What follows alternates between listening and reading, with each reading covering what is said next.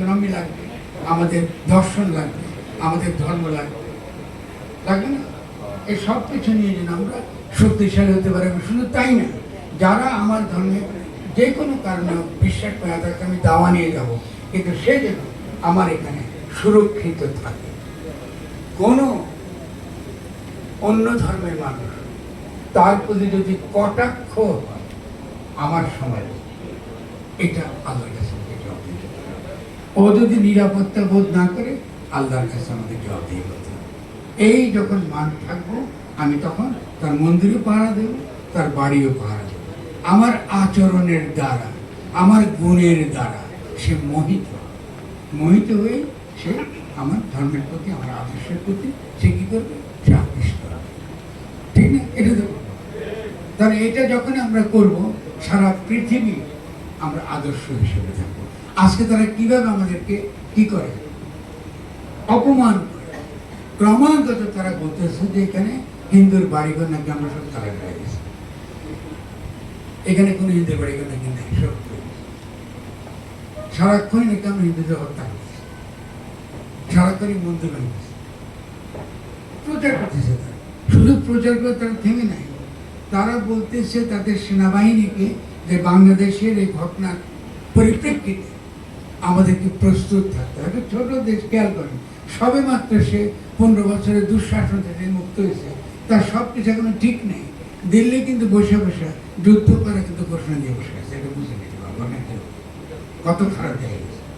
তার মানে যদি কোনো খারাপ ঘটনা এখানে ঘটে, এটাকে অজুহাত হিসেবে তারা কিন্তু ব্যবহার করে।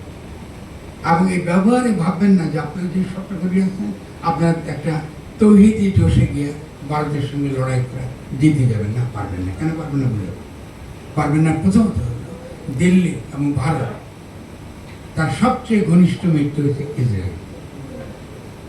সবচেয়ে ঘনিষ্ঠ মিত্র কিন্তু ইসরায়েল। সেই ইসরায়েল কি করে হত্যা করছে মধ্যপ্রাচ্যে, আজকে গাজায় কি করে সকলের চোখের সামনে, টেলিভিশন সবার চোখের সামনে ও কিন্তু নির্বিচারে মানুষ হত্যা করছে। আপনি কিন্তু অমিত শাহর চোখে কিন্তু ওই পোকা, আপনার জীবনের কোনো মূল্য নেই।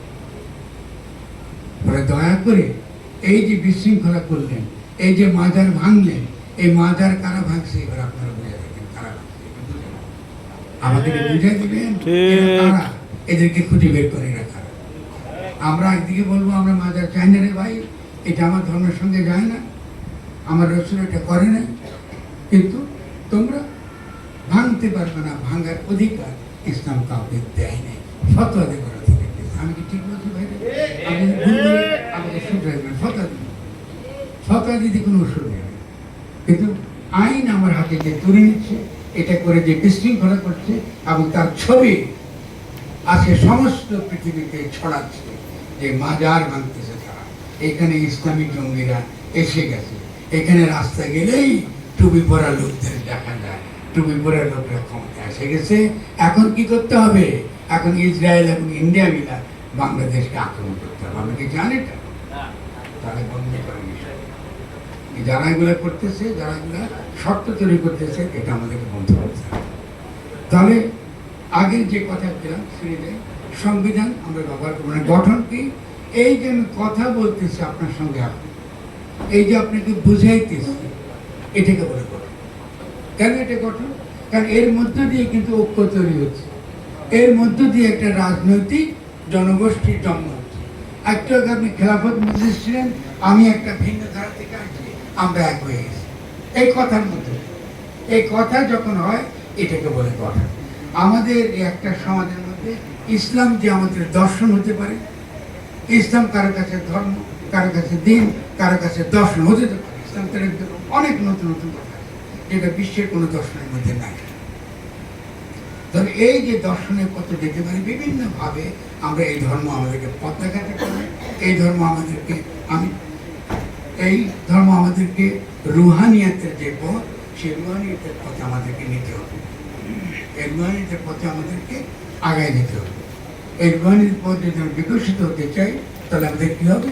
আমাদেরকে এই বিভক্তি আমাদের দ্রুত বেগে আমাদেরকে সামলাতে হবে।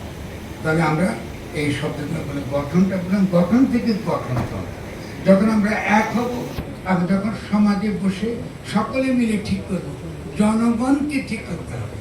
কোনো উকিল টিকিল দিয়ে সংবিধান লেখা হবে না, এখানে হবে এই জায়গাতে এরকম সভায় জনগণের অভিপ্রায় কি, এটা কি আপনি জানেন? এখানে আমরা সকলে জানি কি চাই, আমরা আলোচনা করব। যখন আমরা আলোচনা করব, করে যখন একটা পরামর্শ বাইর করব, এই পরামর্শটা করবার জন্য যখন আমরা একত্রিত হই, এটাকে বলা কনস্টিটিউশন কাউন্সিল বা গঠনতান্ত্রিক কাউন্সিল। পরামর্শ সভা কি জন্য? রাষ্ট্র গঠন করবার পরামর্শ সভা। তাহলে আমরা যখন বলি নতুন সংবিধান চাই, আমরা আরেকটা উকিল ডক্টর কামাল হোসেন মতন ধরে নিয়ে আসা, উনি মুসাফিরি করবেন আর কেউ পাশ করবেন না। এটা প্রত্যেকটা জেলায়, প্রত্যেকটা উপজেলায়, প্রত্যেকটা জায়গায় এই ভূতের নাম কি? ভূতের আড্ডা। ভূতের আড্ডা তো হতে হবে, ভূতের আড্ডা যে আলোচনা করবো ওটা শুনতে হবে। জনগণ যেখানে কথা বলে ওই জনগণের কথা শুনতে হবে, ওটাই হলো গঠনতন্ত্র। এটা বুঝে গেছে পরিষ্কার? ফলে কখনো নিজের অধিকার অন্যের হাতে তুলে দেয়, যেটা আপনার অধিকার। আমি কি যে আমার অভিপ্রায়, এই অভিপ্রায়টা আমি জানান দেব, আমার কথা শুনতে হবে। তুমি ডক্টর ইউনূস হও আর যে কোনো ইউনূস হও, আমার কথা শুনতে হবে। আমি জনগণ, আমি তোমাকে ক্ষমতা বসাই। আমি যদি তাল গাছ বসায় থাকি তাহলে ওটাই সই। এটাকে বলে পপুলার সভা, জনগণের অভিপ্রায়ের পরম অভিব্যক্তি, এটাকে বলে গণতন্ত্র। খেয়াল করছেন? জনগণের অভিপ্রায়ের পরম অভিব্যক্তি, এটা হলো গণতন্ত্র। আর রাজনৈতিক দল শিকার বোর্ড, ও আবার 15 বছর লুটপাট করবে, তো ভোট দিয়ে ভোট দিয়ে করবি ঠিক না, আবার তো লুটপাট করি 15 বছর। তাহলে আমার এখন কি করতে হবে? আমার এখন গঠনতন্ত্র, জনগণ কি চায় ওটা শুনবো। জনগণ কিরকম রাষ্ট্র চায়, কিভাবে এটাকে গঠন করতে চায়, ওটা কিন্তু শুনবো। এইটা যখন শুনবো তখনই কিন্তু গঠনতান্ত্রিক প্রক্রিয়া আগাবে। তো আমার অনুরোধ হবে, আপনারা এরকম গঠনতান্ত্রিক কাউন্সিল, এটা এখনো সরকার কিন্তু এটাকে কাউন্সিল বলছে না, তো সরকারের জন্য আমরা বসে থাকবো।